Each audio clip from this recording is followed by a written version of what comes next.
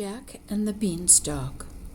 In a small cottage near a country village, there once lived a poor woman who had only one child, a lad named Jack. Jack was a heedless young fellow, sound and good at heart, but much given to acting without thinking. Moreover, his mother had almost never corrected him as he grew up, so the consequence was that he worked when he chose and followed his own pleasure when he chose. As Jack's mother was far from rich, and the lad worked so irregularly, she was obliged to support herself and him by selling everything she had. At last nothing remained except one cow. One day the mother said to her son, with tears in her eyes, "Oh, you heedless boy, while you were idly amusing yourself in the village, we have eaten up everything we had. I have not money enough left to buy even a bit of bread for today. Nothing remains but my poor cow, and that must be sold or we will go hungry." Jack was much ashamed of himself for a few moments, but as he grew hungrier and hungrier, he teased his mother to let him sell the cow. Knowing nothing else to do, the mother sadly consented, bidding her son use good judgment and get a fair price in exchange. So Jack started out for market, but on his journey he met a butcher, who asked why he was driving the cow from home. Jack replied he was going to sell it. Now the butcher had in a bag some wonderful beans of different colors, which caught Jack's fancy. This the butcher saw, and knowing Jack's easy temper, he made up his mind to take advantage of it, so he offered the beans for the cow. The foolish boy forgot all about their great need at home, and thought only what pleasure it would give him to have the beans. So the bargain was struck on the moment, and the butcher went off with the cow.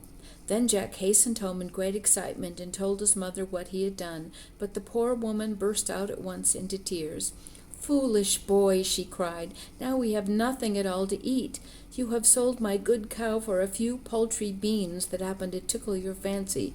Go play with your childish playthings, but we shall have no supper tonight." And she tossed the beans out the back door with all her strength, scattering them everywhere, while she continued to weep hot tears for her son's folly. For the first time in his life, Jack was thoroughly sorry for what he had done. He now saw the beans for the useless things they were, and his mother's grief moved him deeply. He had no further wish to amuse himself. Instead, he went to his room and fell a-thinking. He remembered how good his mother had always been to him, and how he had repaid her only with thoughtless idleness. Tonight, through his fault, she was going hungry.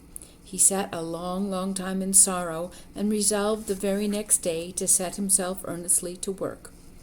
Early in the morning he arose from his bed, but he saw that in the night something strange and green had grown up past his window. Hurrying to the lattice, he opened it, and there he saw a great vine growing up from the ground. Some of his beans had taken root and sprung up wonderfully. The stalks grew of an immense thickness, and had so entwined that they formed a ladder. Looking upwards, he could not even see the top of it. It seemed to be lost in the clouds. He tried it, found it firm, and not to be shaken. Then a new idea struck him. This ladder, grown up past his window so strangely from the beans he had taken, must be meant for him to climb. Since he was now thoroughly sorry for his faults, he told himself that this chance was given to him to make amends and climb up to some new opportunity.